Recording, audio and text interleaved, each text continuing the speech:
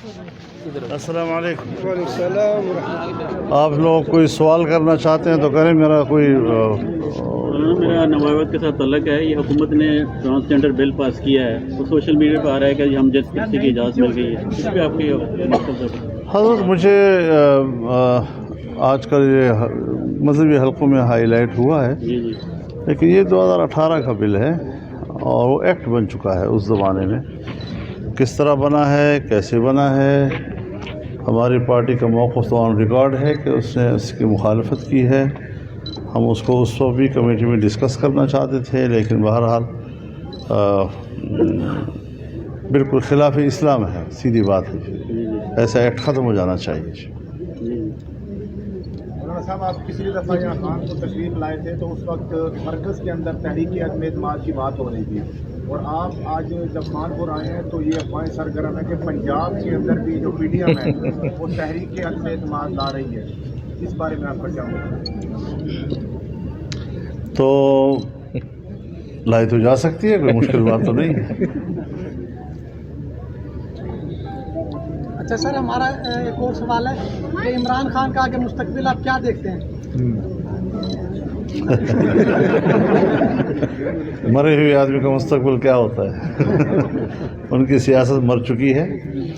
انہوں نے اقتدار میں ہوتے ہوئے بھی ایک نااہل حکمران کا ٹائٹل لے لیا تھا باقاعدہ، اور آج جب پورے ملک میں سیلاب ہے اور لوگ ایک بہت بڑی آزمائش سے گزر رہے ہیں، تو یہ بالکل اپنے اس پوزیشن میں بھی نااہلی کا ثبوت دے چکا ہے.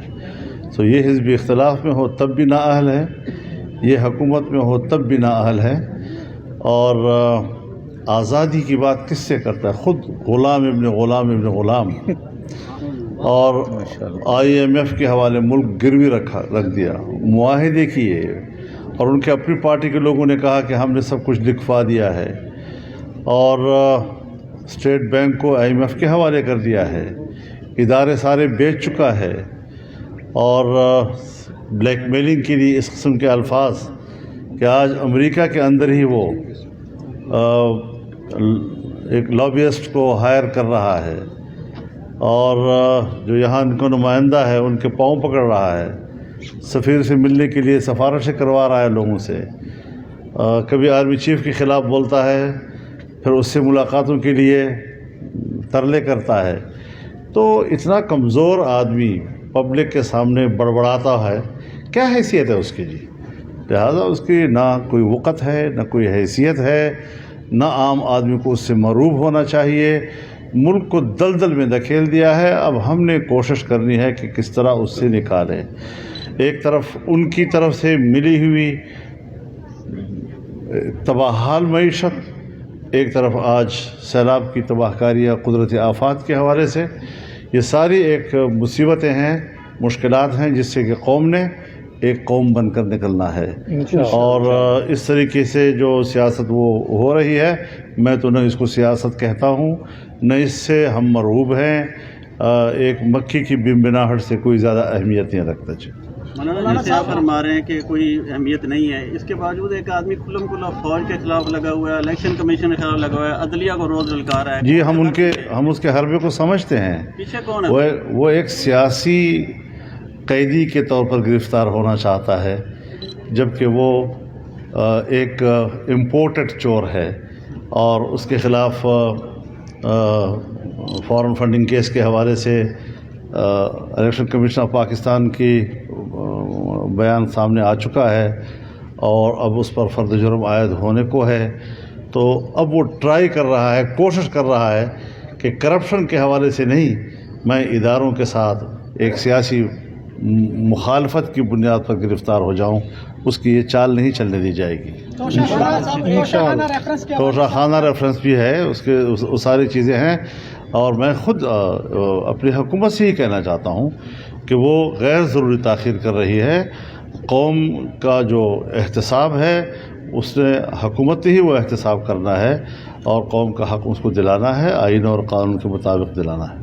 مولانا صاحب، آرمی چیف کی جو تعیناتی کے بارے میں حکومت جو ہے پی ڈی ایم کی، وہ اس کو تصحیح وغیرہ دیں گے یا بدلیں گے؟ کیونکہ وزراء اور وزیر اعظم صاحب بھی نواز شریف سے بھی ملاقات کر رہے ہیں، فیصلہ نواز شریف کرے گا یا پی ڈی ایم کی حکومت؟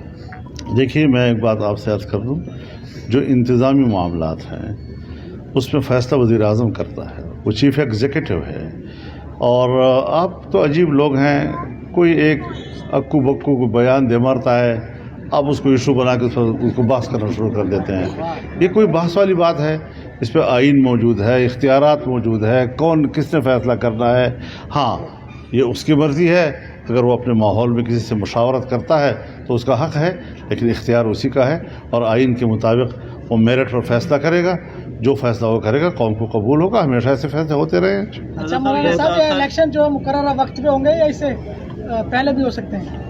نہیں، مقرر وقت سے بھی آگے جا سکتے ہیں۔ مہنگائی کی بات کرتے ہیں کہ کوئی بھی سیاستدان ہو، اس کا کام یہ ہوتا ہے کہ اگر وہ اپوزیشن میں ہوتے ہیں تو ان کو مہنگائی نظر آتی ہے، جب اقتدار میں آتے ہیں تو ان کو مہنگائی نظر نہیں آتی۔ اب جو مہنگائی ہے وہ جب آپ نے احتجاج کیا تھا اس سے بھی زیادہ ہے، تو اس بارے میں آپ نے کیا اقدامات؟ ہمارے لیے مہنگائی حکومت میں ہوتی ہوئی بڑا مسئلہ ہے۔ یہ واحد حکومت ہے کہ جو مہنگائی کو اپنے لیے بہت بڑا چیلنج سمجھتی ہے، اور یقیناً ہم جب پبلک میں جاتے ہیں تو پبلک کو سیاسی امور سے کوئی تعلق اتنا زیادہ نہیں ہوتا، پیچیدگیوں سے اس کی کوئی وابستگی نہیں ہوتی، وہ تو سیدھا سادہ کہتا ہے کہ جی قیمت کیوں بڑھ گئی ہے جی۔ لیکن قیمتیں بڑھنے کے لیے جو بین الاقوامی معاہدات ہوئے ہیں، وہ جس نے کیے ہیں اور جس نے اس دلدل میں ہمیں پھنسایا ہے، اور ابھی تک ہم اس دلدل سے نکلنے کے لیے ہاتھ پاؤں مار رہے ہیں، تو یہ وقت بتائے گا انشاءاللہ العزیز۔ میں دیکھ رہا ہوں کہ اگلے 1 سال کے اندر پاکستان ایک بہتر معاشی پوزیشن اختیار کرے گا، اور پاکستان اپنے وسائل جو ہے اس کی تلاش میں ہے۔ اب آپ دیکھیں سی پیک انہوں نے 3.5 سال جو ہے اس کو فریز رکھا جی، اتنا بڑا منصوبہ، ایک ہمارے دوست ملک کی اتنی بڑی انویسٹمنٹ اور انہوں نے فریز کر دی۔ اور صرف یہ نہیں، جتنے بھی بڑے بڑے منصوبے اور میگا پروجیکٹس تھے اس کے بارے میں انہوں نے باقاعدہ ایک نظریہ دیا کہ پاکستان میگا پروجیکٹس کا متحمل نہیں ہے، حالانکہ پاکستان میں میگا پروجیکٹس کے ذریعے سے معیشت اوپر جاتی ہے، اور ایگریکلچر آپ کی بڑھتی ہے اگر آپ ڈیمز بناتے ہیں، اگر آپ بڑی سڑکیں بناتے ہیں تو آپ کی تجارت پہ کو فروغ ملتا ہے، اور پھر سی پیک آپ کو بین الاقوامی تجارت کا راستہ مہیا کرتا ہے۔ یہ سارے کے سارے اس کے دور میں فریز رہے ہیں، اب ہم دوبارہ اس کو اٹھا رہے ہیں، تن کے جمع کر رہے ہیں، دوبارہ ان ملکوں کا اعتماد حاصل کر رہے ہیں۔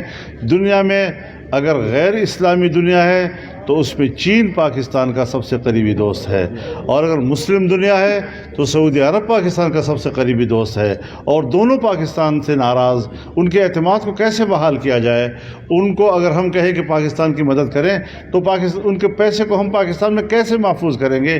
یہ ساری وہ چیزیں ہیں کہ جہاں ہم نے بین الاقوامی برادری کو اعتماد میں لینا ہے۔ اچھا سر، IMF کے معاہدے کے بعد ڈالر کچھ دنوں کے لیے تو نیچے آیا، لیکن اب مسلسل اس کو پر لگے ہوئے ہیں، اس کے حوالے سے آپ کیا کہیں؟ ڈالر ایک ایسی شے ہے حضرت کہ اس نے کبھی اوپر جانا ہے، کبھی یہ اتار چڑھاؤ کی چیز ہے، یہ اسٹیبلٹی کا معاملہ نہیں ہے۔ ہاں یہ ضرور ہے، نیچے آنا چاہیے، یہ ضرور ہے کہ اس وقت ڈالر کا ریٹ زیادہ ہے، جبکہ اس کو بہت نیچے آنا چاہیے، لیکن بہرحال اس پر معاشی ماہرین ہی حتمی رائے دے سکتے ہیں کہ اس کے اسباب و علل کیا ہیں۔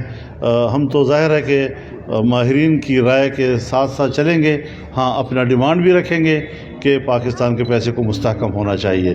ہم اس وقت سب سے زیادہ اقتصادی لحاظ سے اور معاشی لحاظ سے افغانستان کو کمزور ملک سمجھتے ہیں، لیکن افغانستان کا افغانی وہ کوئی 80-88 روپے افغانی $1 کے برابر ہے، اور ہم 250 کے قریب 230-31 پہ جا رہے ہیں۔ تو یہ ایک پرابلم تو ہے کہ ہم کیوں اتنے غیر مستحکم ہو گئے ہیں، کیوں اتنا ہمیں کمزور کر دیا ہے۔ اور پھر اس حوالے سے آج آپ کا اپنا اسٹیٹ بینک جو اسی حوالے سے اس نے کردار ادا کرنا ہے، وہ پاکستان کی نہ پرائم منسٹر کو جواب دہ ہے، نہ آپ کی کابینہ کو جواب دہ ہے، نہ آپ کے پارلیمنٹ کو جواب دہ ہے۔ اب جو سوال آپ مجھ سے کر رہے ہیں، جہاں میرے ملک کا سب سے بڑا پاکستان کا اسٹیٹ بینک ہے، وہ آپ کی اختیار میں ہی نہیں رہا، وہ آپ کو جواب دہ ہی نہیں رہا، تو آپ کس طرح रुपए की स्टेबिलिटी के बारे में किसी सियासतदान से सवाल कर सकेंगे। मोदी निज़ाम तो हुकूमत ठहरेगी, सियासतदान ठहरेगा, लेकिन जहां उन्होंने ऐसे फैसले किए कि आपका बैंक ही आपके मुल्क को जवाबदेह नहीं है, तो इस सूरत हाल में ज़रा इस पहलू को भी हमें ज़रा गौर रखना चाहिए। साहब एक तासर ये है कि इमरान खान के मामले में फ़ौज तकसीम है, कुछ कोर कमांडर्स के हामी हैं, कुछ खिलाफ हैं, ये तासर पब्लिक में सही है कि पीछे पुष्ट बनाई उन कमांडर्स की है इमरान खान? मेरे ख्याल में अगर बदकिस्मती से किसी की है भी, तो मेरे ख्याल में वो बेबस हो गए हैं। अब उनकी जो कोई पुष्पनाही का ख्वाहिश थी वो नाकाम हो चुकी है, और इस वक्त फ़ौज मेरे ख्याल में मुनज़्ज़म और यकजा नज़र आ रही है। बहुत शुक्रिया।